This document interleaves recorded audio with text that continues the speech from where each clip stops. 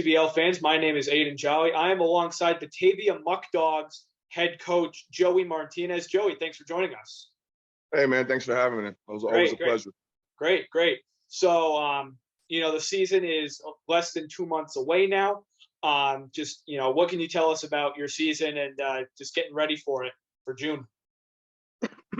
Well, yeah, we've been getting ramped up since probably after the season, August, September, we started ramping up, trying to get guys signed. Going well, we're pretty full. We've got a full roster.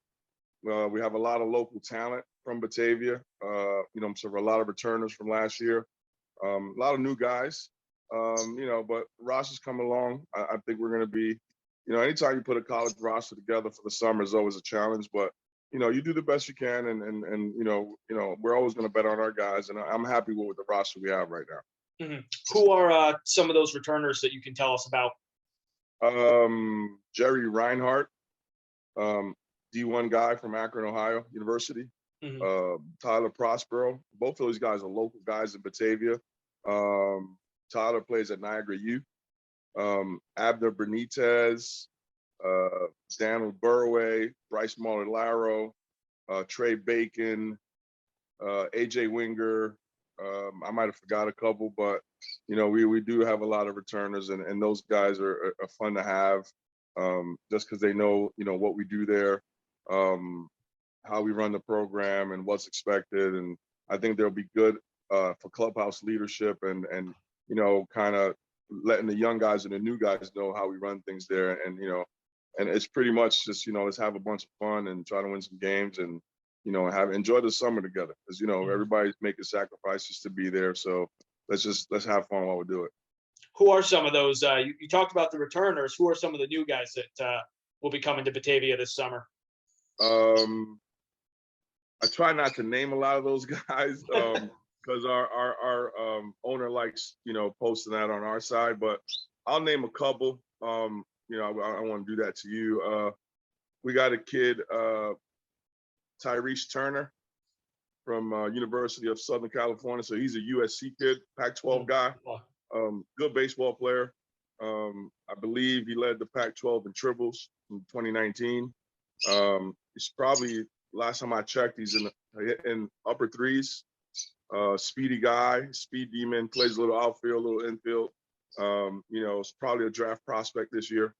Good ball player. We got a kid named Kenny Shadle he's from I'm gonna say he's from Florida, but he's committed to Georgia Tech. Okay. A young prospect, big body type. I fell in love with him. I seen him at the showcase, and I talked to him a little bit, kind of recruited him, and he was really excited to come play for us. At the time, he wasn't committed. I know he was being recruited by some big schools, and when he told me he signed to Georgia Tech, I was all excited about it. So we got him. We got some other dudes. Oh, Julian Pichardo is another returner. He was really big for us. He goes to the University of Fort Lauderdale. I think he was our number one last year, 1A, let's say. Ate a lot of innings up for us, was kind of a bulldog on the mound. The only difference, he might play a little different role for us this year because he's got a lot of innings coming into the season. So he might be more of a back end guy for us this year, but excited to have him back. He's kind of a workhorse. Yeah, how important is it to have that balance? Because you have so many guys, all of your guys are coming off these college seasons. What are these schools telling you in terms of like, hey, get this guy this many at bats or this many innings or something like that? Yeah, that's always a balancing act in itself. But the good thing is most of our guys do not come with innings limits or or they don't want to put the pressure on us and say, hey, we need at least 50, 60 at-bats. They understand that they're coming into a competitive environment, and, you got to compete. It's no different in your college, university, program, institute, wherever you're playing baseball at. It's not really any difference. You're going to come out here, you're going to compete. Nothing's given. You got to earn it. And so these guys got to come out here and compete for their roster spots every day, which is why I think we I would say this is the first year I've over recruited, just to kind of create a competitive environment. And, you always got to worry about injuries and getting guys enough rest as well.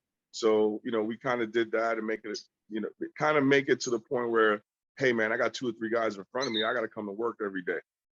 So as far as playing time, nobody really puts that pressure on you as far as college coaches are concerned. The pitchers are a little different. They might say, hey, this guy only needs 30 innings this summer, or, he pitched 50 or 60 during the season. So we kind of keep an eye on that.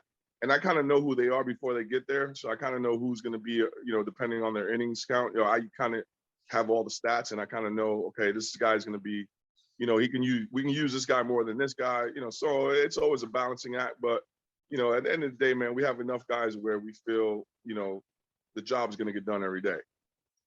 What type of brand of baseball will you guys be playing, do you think? Man, we always talk about playing relentless baseball. That's kind of the brand or the style that I've always managed is, be relentless and be, just, come out and try to win every pitch, every inning, every at bat, and compete. And I always jokingly say with these millennials, you really can't put a lot of pressure on them and say, hey, we got to win this game. That's kind of an old school mentality. So now it's just like, listen, let's get out there and compete. If we compete, the chips fall where they fall, and we do our jobs, we have a chance of winning. And I think at the end of the day, if you get late in the game, I always tell my guys, just keep it close. And then we'll, as coaches, we'll try to figure out a way to, give us a shot of winning. So it kind of takes the pressure off of those guys. And, I always tell my guys, I win, we win together, and I lose by myself. So I don't like them taking any blame for any losses or anything like that. I'm usually the brunt of that. Give it to me. I'm okay. I'm good with it. Yeah. How much does it help, just the team as a whole to have that type of mentality? It helps a lot because from last season, I just go, I've been doing this for a while, but last season, it's I think one of the things that contribute to the mentality is being really close, really fast, right? The camaraderie, the comfort level of understanding. You got, 40 different kids from probably, 30 plus schools, right?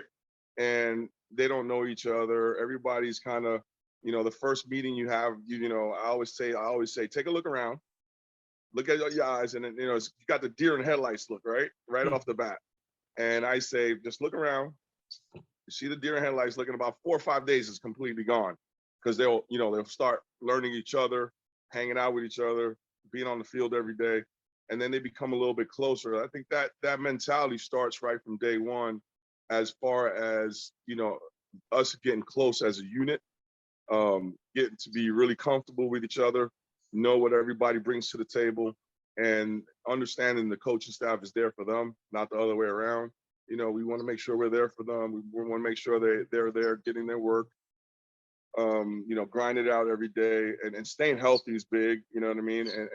And make sure we send these guys back to their programs better, at least, wiser, better, and healthy, of course, the most part, and have them enjoy the summer. So I think all that plays into just the camaraderie and having the mentality. And, we tell guys, hey, man, we want to win, right? That's what we're here for. We're going to spend the whole summer together.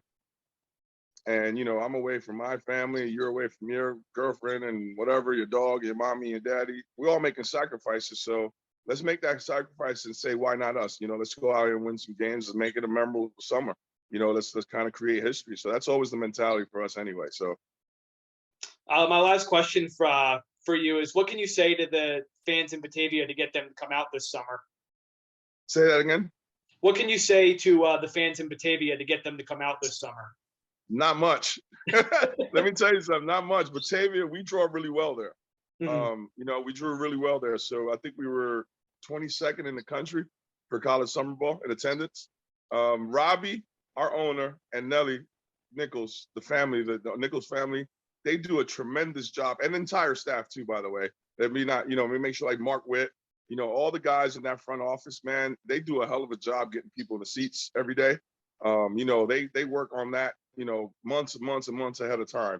And last season that we got approved, pretty late in the game, as an inaugural season for us. I don't think a lot of people expected the success we had. as far as attendance, and maybe even on the field as well, because we started the recruiting process pretty late last season. But those guys, especially the Nichols family, man, they're this is what they do, this is what they do, and they put people in the seats, man. And Batavia is let's talk about Batavia itself. Batavia is a town that had affiliated ball, as we know, as most of these cities do, right? But that was one of the more recent ones because, they got out of there in 19, 20 would have been their last season. But so they were missing baseball there. So us coming into that situation was, I don't know if they knew what they were going to get. It was kind of a little bit, man, okay, college pro to pro, what's the difference?